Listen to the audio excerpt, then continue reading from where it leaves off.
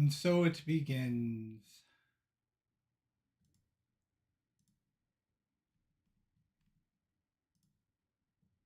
Go ahead. I should probably go ahead and have the Warhammer community part up. Oop. And again, I can't remember where I am. Ooh. Horse. A horse is a horse, of course, of course. Yes, I am that old.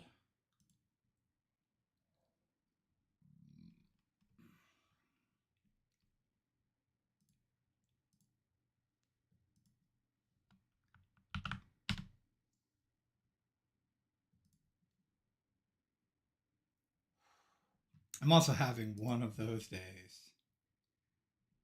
If you suffer from chronic illness or chronic pain, you know the kind of days I'm talking about. The days where you just stop coping. You just all of your coping mechanisms are just given to exhaustion. So I apologize if I am slow as molasses today.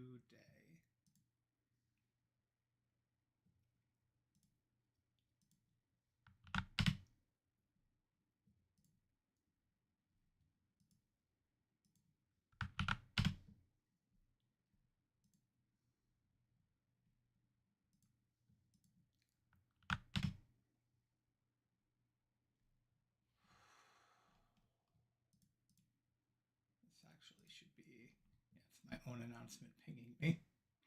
Like I said, there is one server I do have automated announcements in, thanks to the person who set it up, because it's basically there's a bunch of streamers in that server, and so the server host was kind enough to set up automated announcements for us.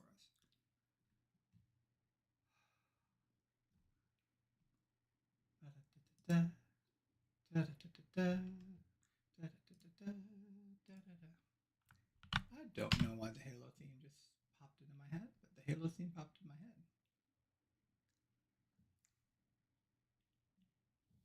Most of the morning it's been I Wish There Were Still Dinosaurs by Ken Ashcore.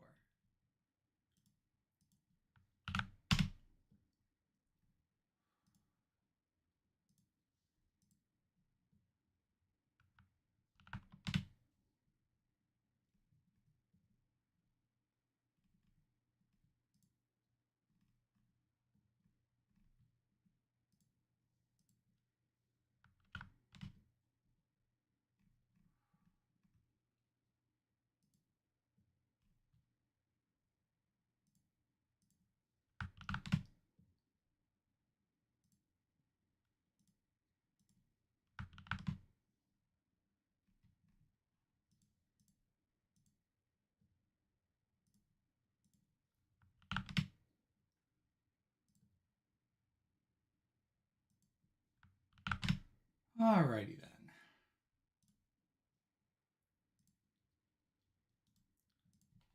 Let's move the mic where the mic needs to be.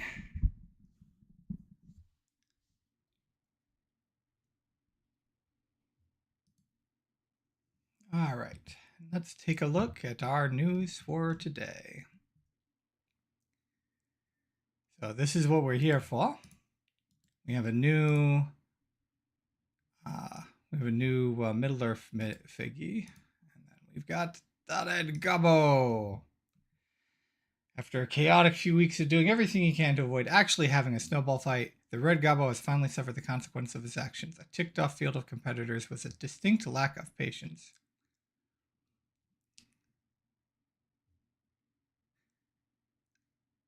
Uh-oh, I think they rumbled our cheating. Time for plan B. B for boom, that is. Might not have won a shiny medal, but I got to blow up some gits. That's the Grotmas spirit. I do enjoy watching that rapscallion's antics each year. Until next time, dear readers, Merry Christmas. Thank you, Trayson.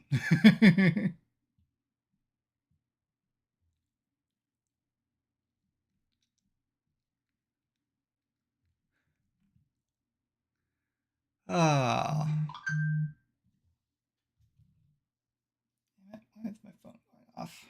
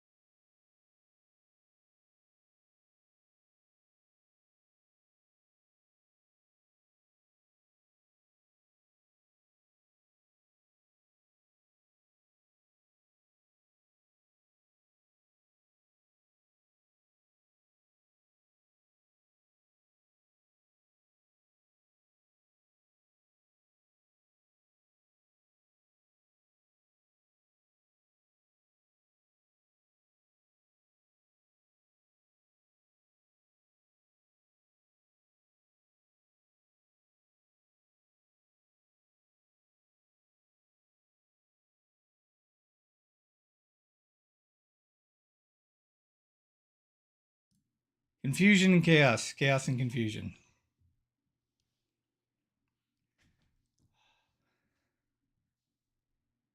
When your household occasionally looks like a red gobbo party itself. All right. I'm trying to think what the accent, like, is that Hera?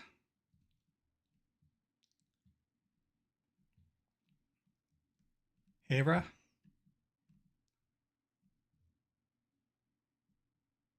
I like the standing figure. The standing figure is very nice. There's something off about the face sculpt here. But the standing figure looks great. It's a little better from this angle.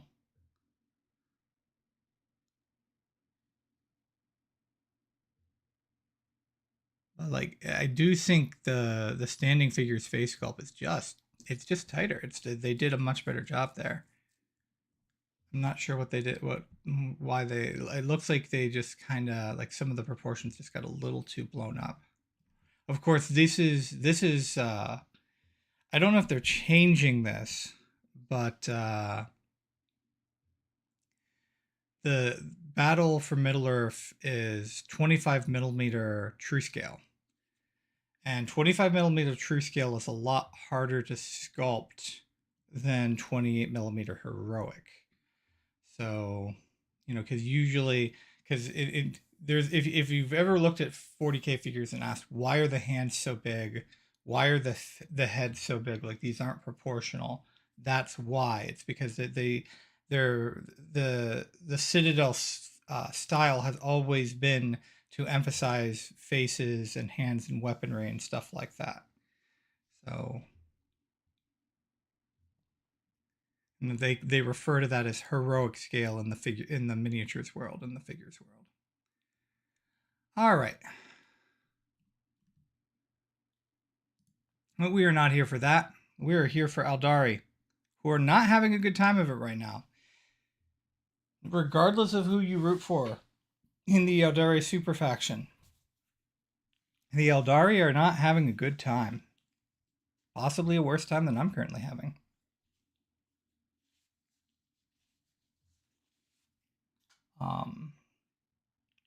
There are a lot of faction predators that are currently very, very powerful in the meta right now. Eldari do not like fighting guard. Eldari do not like fighting sisters. They rely very, very heavily on being able to keep certain key units hidden. And if you've got access to good indirect, which both sisters and guard do, then that is bad for Eldari. Additionally, while Drukhari don't have that problem as much as their Craft World cousins do, they were sitting pretty before the last MFM. Like, they were doing pretty good. But they were doing pretty good because Drukhari has some dedicated faction specialists. Archon Skari is a fantastic 40k player, and he almost solely plays Drukhari. He almost never plays anything else. And, like, you cannot base win rates. It's one of those things where it's like, once you get to you have to get to a certain size pool of player base before you can really rely on the data. The smaller the player pool is, the more dedicated that player pool for that faction is going to be. So anytime you have a small player pool, the power in the faction is going to look magnified just because of the skill and experience of those players. Which is not to say, like, for example, that GSC doesn't need to be nerfed right now. They do, but they probably don't need to be nerfed as much as people think they are. They are a high skill army, and the player base has that skill and that knowledge and that experience, and that's one of the reasons why they're doing well, in addition to the fact that, again, Cult Ambush needs to be fixed, and we're getting it fixed. But yeah, so Drukhari had that problem. They probably still did need like a love tap, as I put in my MFM blog on my Tumblr. Drukari did probably need a love tap to keep them from becoming a menace with the nerfing of other factions. But that would have only been true if A, they had actually properly brought sisters in line with the rest of the meta, which again they did not. That's one of the reasons why Sisters is getting rules changes instead of just points changes this time around.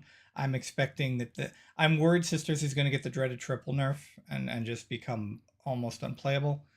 And I'm worried that GSC is going to get a double nerf.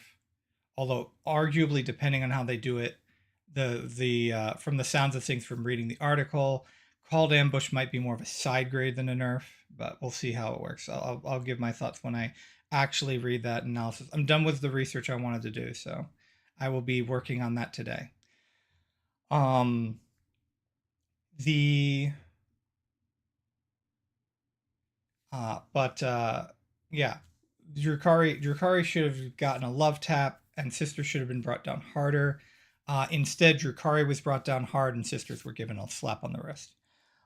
So like sometimes like I think Games Workshop gets it. Like sometimes they're like right on the money for what they need to do, and sometimes they just don't get it. They I think they need to be looking at stats a lot more holistically and getting a lot more help from the community, not just people raging in Reddit, but like actual like intelligent, people who are gathering the data and trying to figure out what's going on. Now, of course, and because it's not just like again they talk about win rate a lot, and they've stopped talking about that because I think a lot of people have cottoned on to the fact that win rate is not a good metric.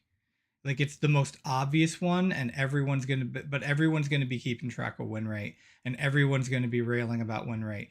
That doesn't mean that you balance off of it. So yeah, both of these factions need help. Hopefully both of these factions were getting help. We know the Eldari Codex is coming out soon. I think they're coming out after Guard is. Guard should be in January. Eldari should either be later that month or in February, somewhere around that vicinity.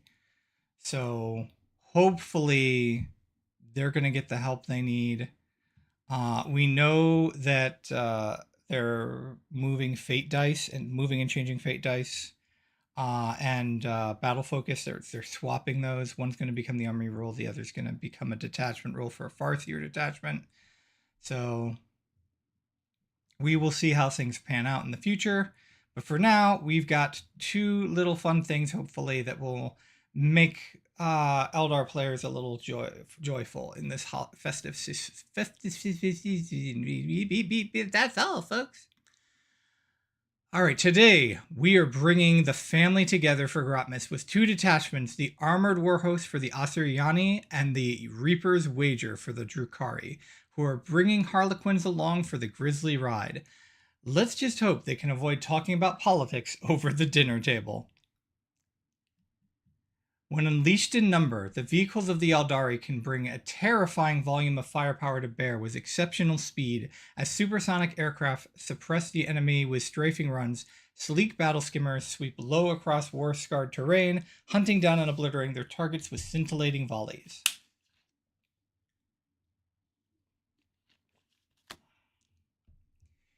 Successive waves of armored transport follow their shields and wavebone halls, turning aside incoming fire as they sweep low to discourage waves of aspect warriors and guardian soldiers into the fight. As the infantry moves to seize their objectives, agile walkers sprint towards the flanks of their overwhelmed foe, their guns spitting vibrant streams of enfilading fire into massed enemies and ensuring none escape the wrath of the Asuryani. Enfilading. I've seen that word before, but it's been a while since I've seen it. It's a wonderful adjective. Gotta love speculative fiction for pulling out the diction, the high level diction on you. The skilled crews of armored warhosts grant the assault ability to the weapons of Eldari vehicles and allow these vehicles to reroll their advance rolls. Taken together, players will be able to field incredibly mobile threats in their games. The theme of unparalleled maneuverability is carried through into the enhancements and stratagem, with Guileful Strategists letting you redeploy up to 3 vehicles at the start of the game, and vectored engines permitting vehicles to shoot in a turn in which they fell back. The Reaper's Wager, meanwhile, is among the most macabre sadafs, depicting gruesome tale of murderous bets between merciless killers and mythic executioners, and demonstrating a more wantonly violent aspect of the Harlequins.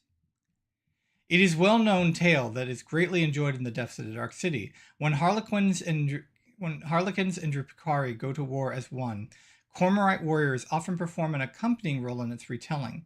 Bladed Drukhari transports emerge from the webway alongside coruscating Harlequin skimmers. Kabbalite warriors let rip with firing decks of witches howl and whoop as they leap acrobatically into the fray. As Harlequin troops begin their gore-slick recital, they inhabit their roles wholeheartedly, competing furiously with their Drukhari allies to score the greatest tally of luridly violent kills. The Reaper's Wager allows Drukhari players to field Harlequins alongside their fallen kin, and the Callous Competition detachment rule relies on units from both factions to fulfill its potential. After a Drukhari or Harlequin unit destroys an enemy unit, their faction takes the lead in the wager. This spurs on their rival, granting whoever is currently losing the bet's reroll of 1s for their hit and wound rolls. The fervor with which the factions compete comes through in the enhancement and stratagems as well, with the Webway Walker letting a unit deep strike and reroll charge rolls if they are losing, and Fateful Roll allowing models to fight on a depth of 4+, or 3+ if they're behind in the brutal tally. Drukhari players will find units in their army emulating the figures of legends, competing ever more fiercely with one another to be the eventual victors. This could be a lot of fun. I don't think this is going to be particularly powerful just from reading the description, but it could still be fun.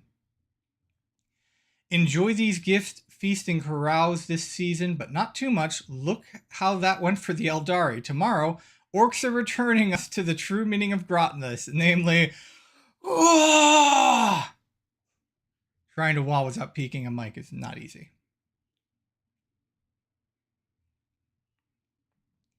All right. Orcs tomorrow. All right, let's find our 2 detachments. All right, here's the Armored Warhost.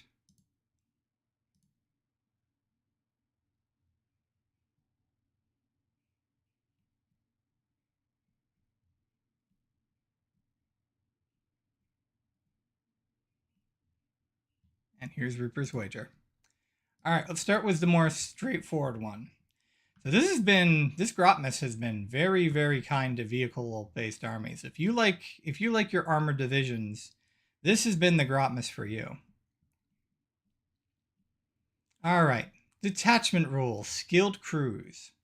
Asuryani vehicle crews are among the galaxy's most naturally gifted pilots and gunners. They can coax every last iota of performance from the formidable war machines and weapon systems under their control. Ranged weapons equipped by Eldari vehicle models from your army have the assault ability, and you can reroll advance rolls made for Eldari vehicle fly units from your army. So, all of your vehicles, anything with the vehicle keyword, gets advance and shoot. Okay? And then if it is one of your skimmers, if it's a falcon, a wave serpent, a fire prism,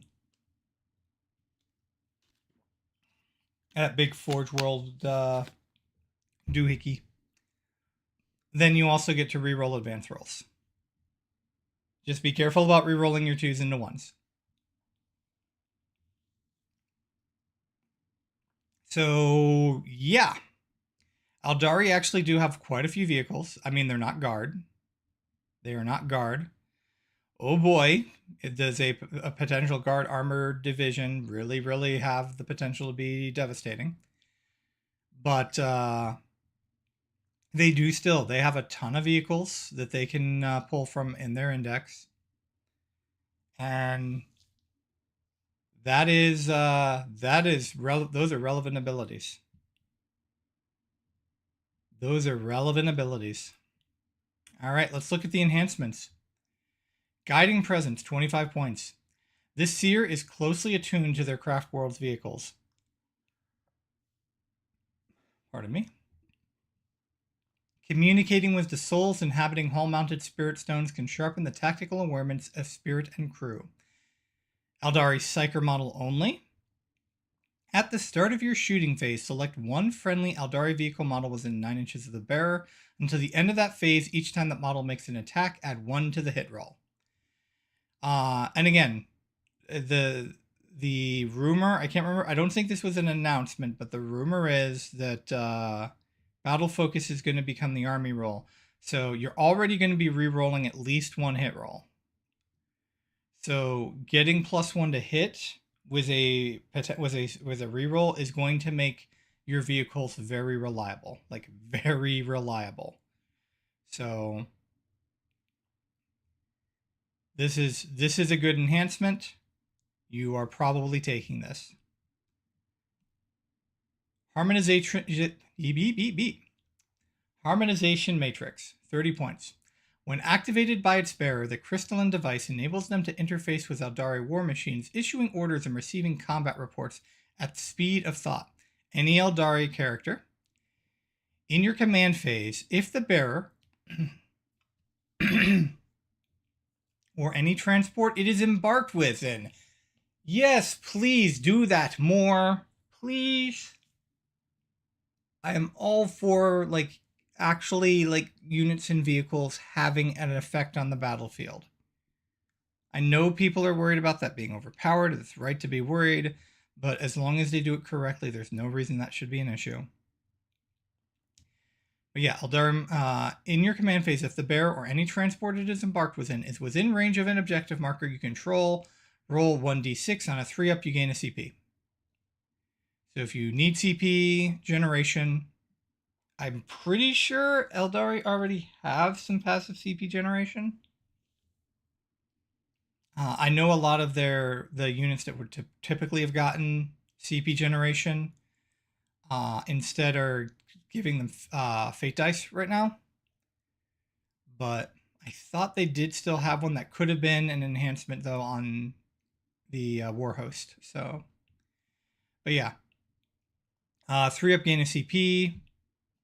You know, if especially if you're playing, because if you're in this kind of army, if this was how mobile this army is being, you should be playing tactical. But even then, if you can be gaining a CP this way instead of getting rid of a mission, then that can be good, especially since it's a lot easier to reroll your missions now. Spirit Stone of Raelith, almost wanted to say Relia, or Relia, however you want to pronounce that. 20 points. The Spirit Stone contains the essence of the Bone Singer Raelith. Those Asuryani Psykers who bear this item into battle can draw upon the fallen artisan's talents.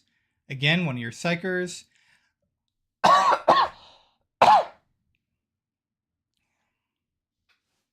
And I got something in my coughing and getting something in my eye.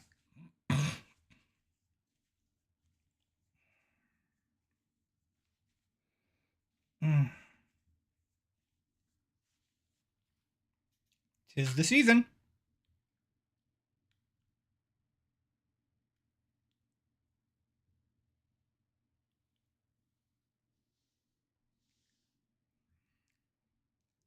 Alright, while the bearer is within 3 inches of one or more friendly Eldari vehicle units, the bearer has Lone Op. In your command phase, you can select one friendly Eldari vehicle model within 3 inches of the bearer. That model regains up to D3 lost wounds. We just saw a 25-point Lone Op enhancement. Now that was just flat out Lone Op, but 3 inches of a vehicle is not that hard to do. So it's like, come on.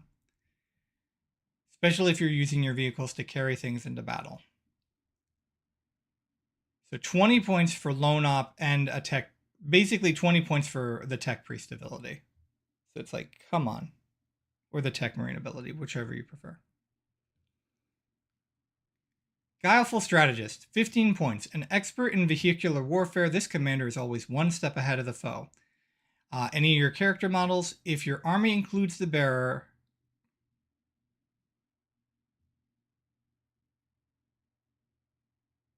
What? Why is that a condition? Of course your army includes the bearer. You had to select the bearer. You had to select the bearer in your army selection and give them an enhancement. Yes, your army includes the bearer. Why is this conditional here? After both players have deployed their armies, select up to 3 Eldari vehicle units from your army and redeploy them. When doing so, any of those units can be placed into strategic reserves, regardless of how many units are already in strategic reserves. So it's a redeploy, and redeploys are good. I know a lot of players were disappointed that there aren't any turn 1 redeploys anymore. You do have to redeploy before rolling off and seeing who goes first, but redeploying shenanigans are still great. It is a little interesting that this is limited to only vehicles, but hey, that's the theme of the detachment. Because I think like my 15-point redeploy is anything, so. All right. Stratagems. Layered wards. This is a 1 CP strategic ploy. The Wraithbone superstructure of the vehicle has been interlaced with warding runes, enabling its hull to resist incoming fire. Use this in any phase just after a mortal wound is allocated to an Eldari vehicle unit from your army. So this only works against mortals. Until the end of phase, models in your unit have a Feel No Pain 5-up against mortals. Why is that not a 4-up? Most Feel No Pains against mortals are 4-ups, or you know, of this kind of 4-ups. Why is that?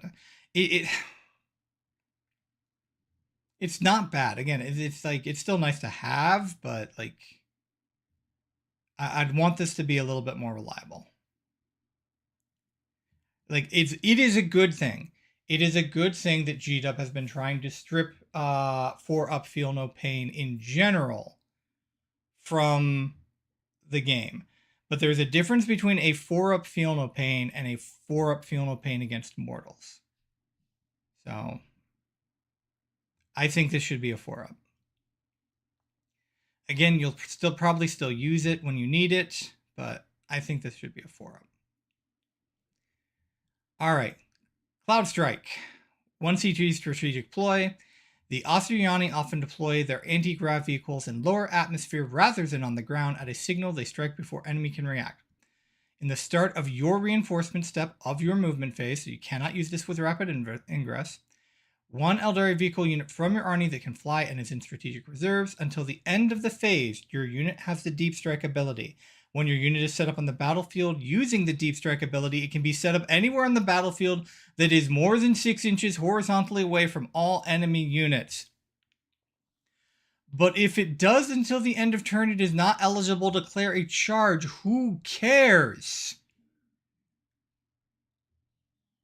In addition, if your unit is a transport, each unit that disembarks from this turn must be set up more than 6 inches horizontally from all enemy units, and until the end of turn, it's not eligible to declare a charge.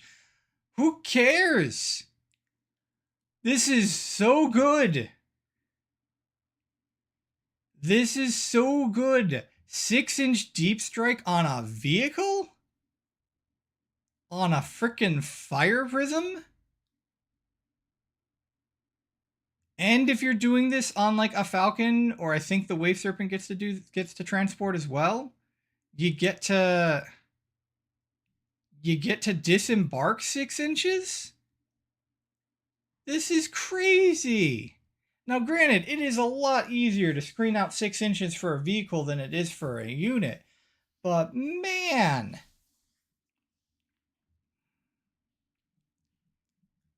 Swift Deployment, 1 CP. With consummate skill, Guardian crews guide their agile armored transports across the battlefield before swooping low to unload their cargo of warriors. Used during your movement phase.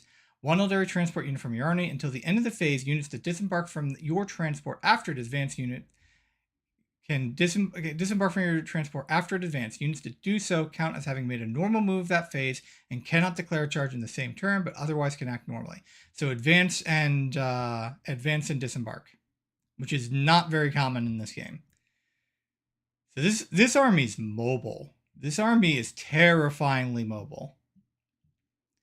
Soul Sight, 1 CP strategic ploy. Spirit stones containing the souls of gifted seers have been embedded into the vehicle's targeting matrices. The essences within lend guidance even in depth. Used during your shooting phase, one other vehicle unit from your army that has not been selected to shoot this phase. Until the end of the phase, each time your unit is selected to shoot, you can reroll 1 hit roll and 1 wound roll and 1 damage roll made for a model in your unit. If you are using fast dice rolling, you can select one of those rolls to reroll before moving on to the next step of the attack sequence.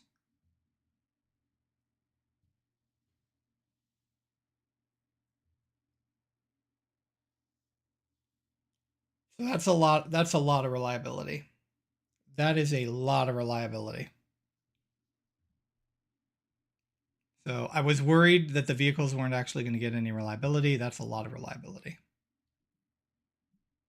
And remember, this is and. So basically, you roll your number of hits on your fire prism, then you roll to see how many hits. You get to re-roll one of those, and then you roll to see what's wound. Then you get to re-roll one of those, and then you roll the damage for all of them, and you get to re-roll one of those. So it's like, man. All right, vectored engines. This was an old strat. 1 CP strategic ploy stratagem. The result of exquisite and ingenious Eldari engineering, vectored engines enable grav vehicles to evade their enemies while maintaining accurate fire. Your movement phase just after an Eldari vehicle unit from your army that can fly falls back. Until the end of phase, your unit is eligible to shoot in one turn in which it fell back. Absolutely good. And then anti-grav repulsion. Skilled Eldari pilots angle their vehicle's anti-grav fields to repulse the enemy. Used during your opponent's charge phase, just after an enemy unit has declared a charge. One Eldari vehicle unit from your army that can fly and was selected as the target of that charge. Until the end of the phase, subtract 2 from the charge rolls made for that enemy unit.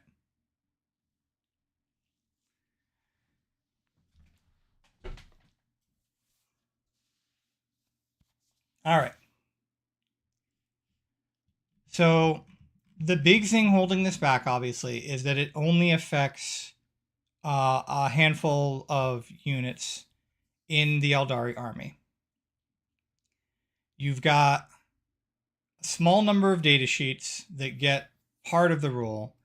And then I think, unless you count Forge World, you've got 3 data sheets to get the full suite of rules. No, they've got more. They've got more because this should include your Harlequins as well. So, no, there's actually there's a decent number of vehicles that benefit from this. There is a decent number of vehicles that benefit from this. There are a lot of vehicles in the Eldari index, I think, that benefit from this. And yeah, there's a handful of walkers that won't get the full benefit, but this is a very mobile.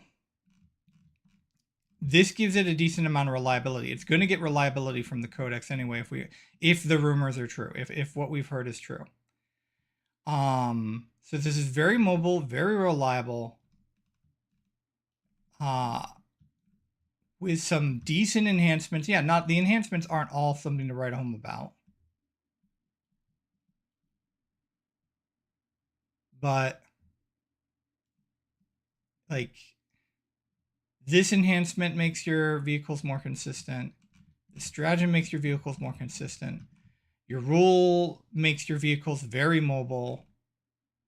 It's this may not have the raw power that the Star Shatter does, but the sheer mobility and flexibility, freaking this Cloud Strike roll, hell yes.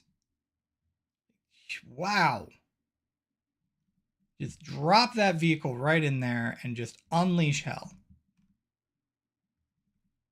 Yeah, I can see this being strong. I can see Eldari players having a lot of fun with this. Especially since their vehicles are some of the few models they have that are kind of efficient at this point. With the number of nerfs they've got. So yeah, they should be, I think Eldari players are going to like this. All right. Next, Reaper's Wager.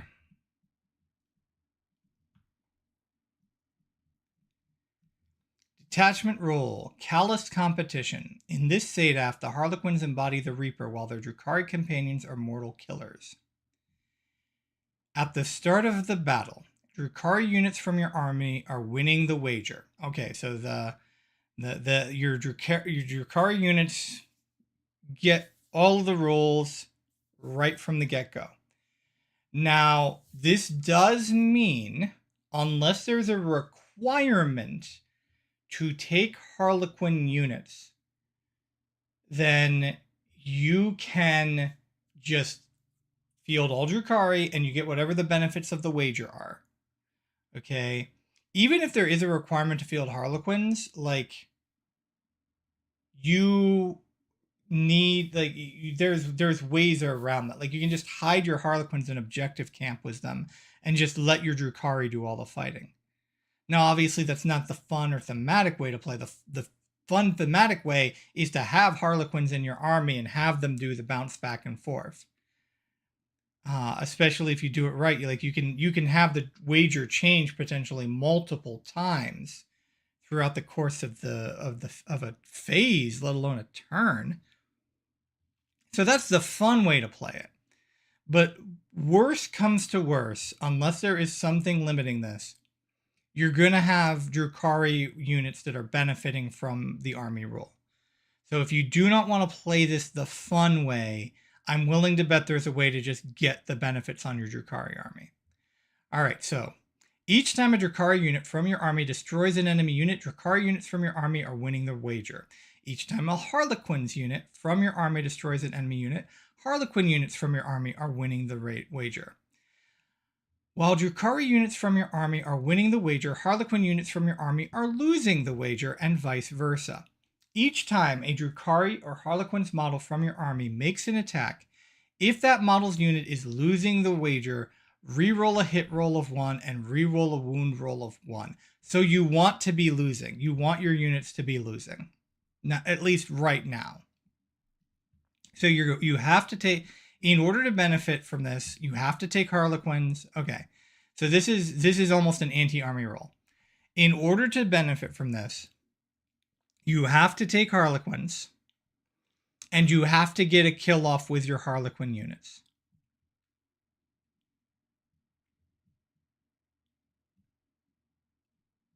Now the good news is your Harlequins will get reroll 1s and reroll. Yeah, they will get reroll 1s for hit and wound.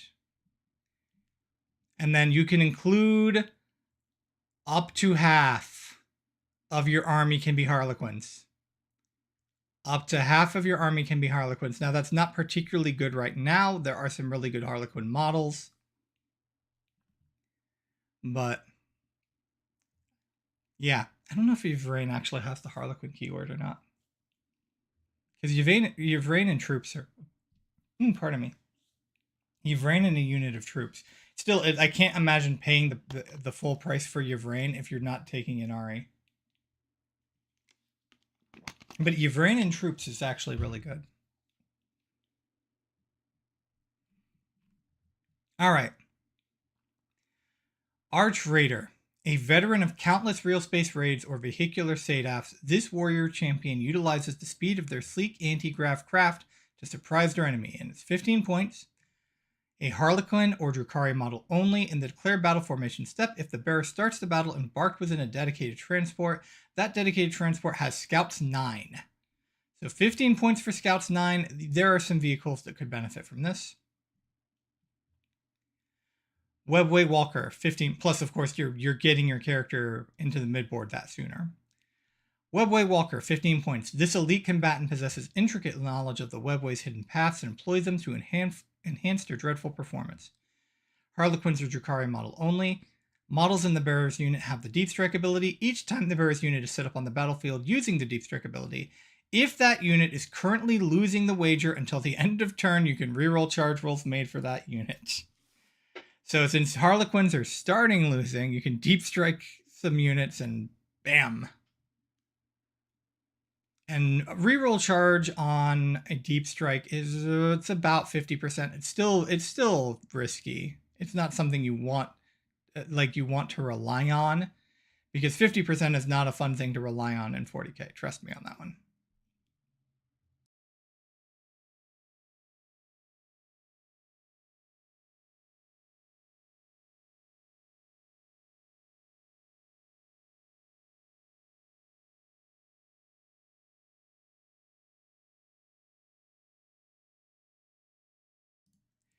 Reaper's Cowl.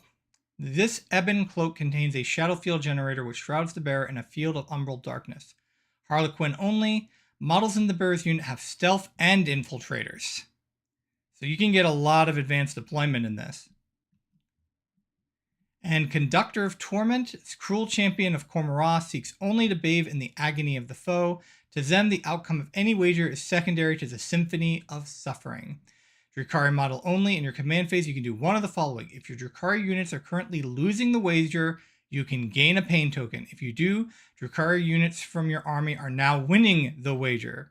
If Drukhari units are currently winning the wager, you can discard a pain token. If you do, Harlequin units from your army are now winning the wager. So this is probably the must take, because this is going to let you have the most amount of control. The only problem, of course, is this is a command phase ability, whereas normally this flips throughout phases. So this isn't a lot of control, but it still gives you some control depending on what you need to do. The problem, of course, is that you are potentially discarding a resource, but you also can just, depending on how things are going, if you can tune this, if you can have fun and tune this army, you can make sure you're gaining a pain token at the beginning of every one of your turns.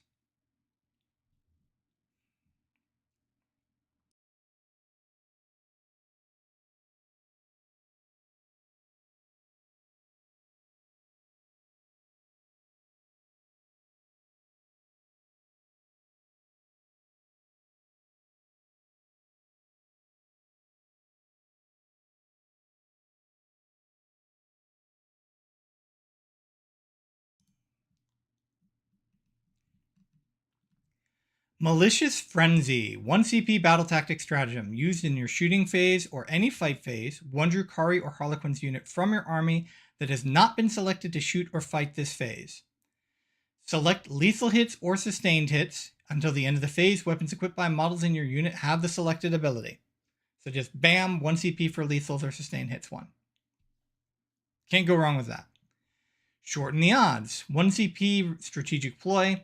Having selected their victims, these killers strive to complete the kill with speed and brutality whilst moving ever closer to winning their macabre wager. Use in your movement phase just after Drukhari or Harlequin's unit from your army has advanced. Pick that unit until the end of turn. Your unit is eligible to shoot and declare a charge in a turn in which it advanced. So advance and shoot and charge. You get to see how the models advanced first. So. And it's any unit in your army. It's because it's not like Drukhari can take allies. So it's basically any unit in your army. And this one is basically any unit in your army. Scintillating Tempo, 1 CP strategic ploy. Cormorite or Harlequin, these lice combatants move with stunning speed, darting in and out of the firing lines before their foes can raise their weapon.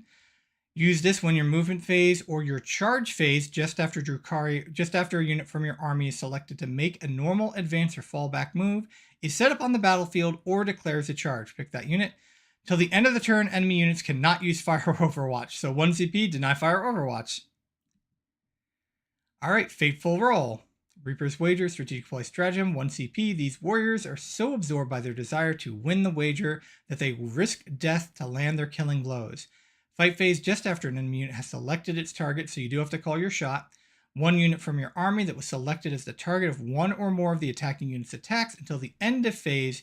Each time a model in your unit is destroyed, if that model has not fought this phase, roll a d6, adding 1 to the result. Pardon me. If that unit is losing the wager. On a 4-up, do not remove it from play. That model can fight after the attacking model's unit has finished making its attacks and it is removed. So it's a 3-up or a 4-up fight on death. 4-up fight on death for a decent unit is already good. So, I'd been poo-pooing the fight on death in a lot of, but that's because of many cases and a lot of these detachments. It's like it's intended to be used on like a unit of 1, but if you've got like a unit of 10 Cabalite warriors, like 4-up fight on death is fantastic.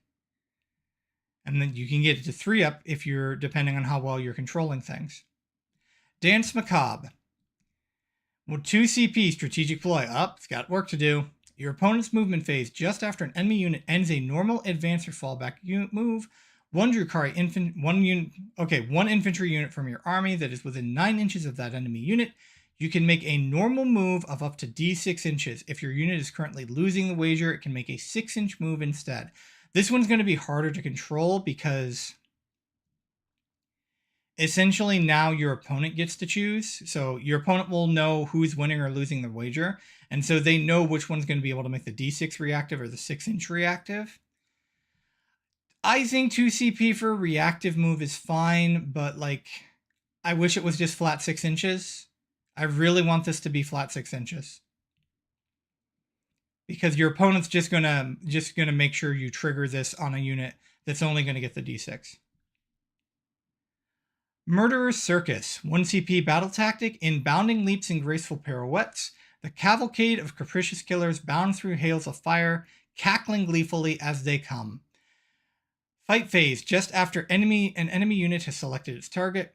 1 Drukhari or Harlequin's unit from your army that was selected as the target of one or more of the attacks. Until the end of the phase, each time an attack targets your unit, subtract 1 from the hit roll. So -1 to hit in combat is great. You've already got a way to get stealth to a unit. So yeah, this is fantastic. Now,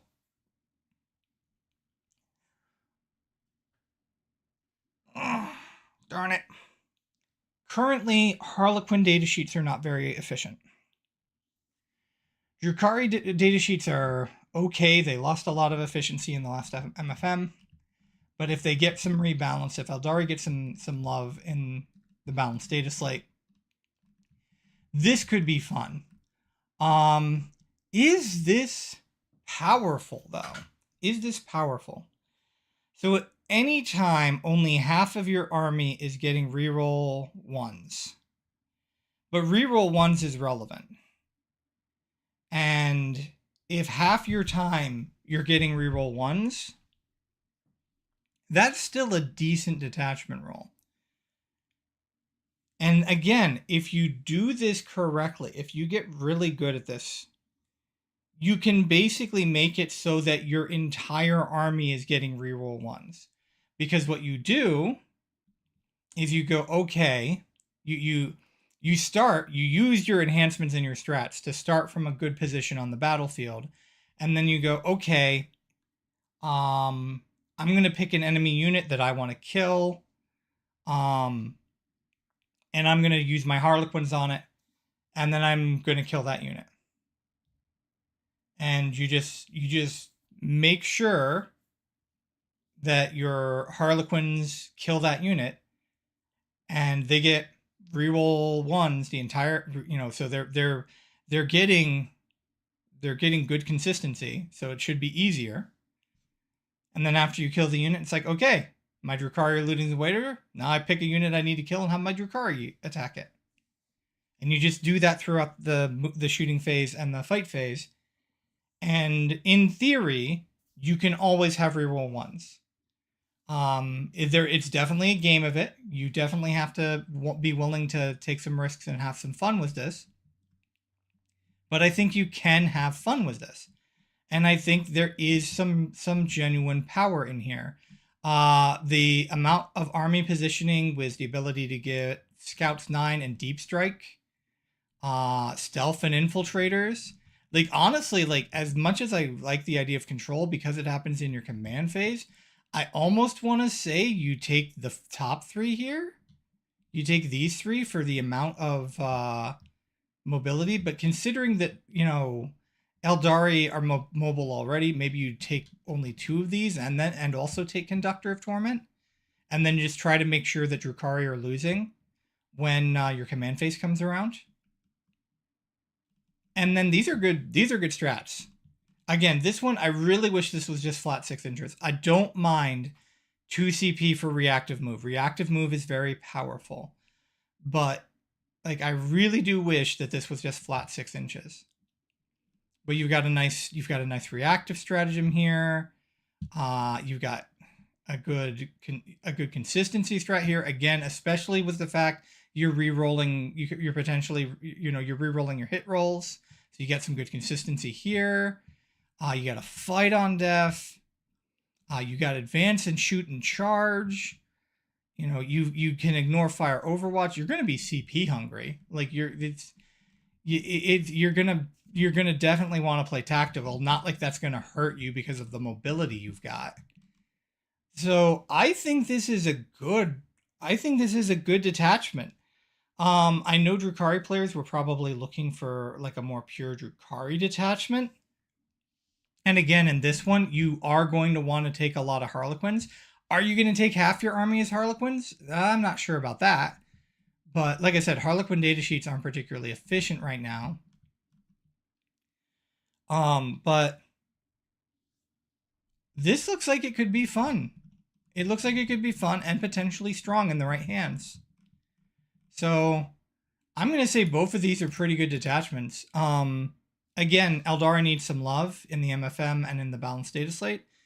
But providing they got that love, this is a great Grotmas for them. This is not an unlucky Friday the 13th for them. All right. Well, there's my thoughts. Yeah. And tomorrow we're getting orcs, so that should hopefully be fun. They've already got a decent number of detachments, but I don't think they've got a decent vehicle detachment right now. So, and we've been seeing lots of vehicle detachments.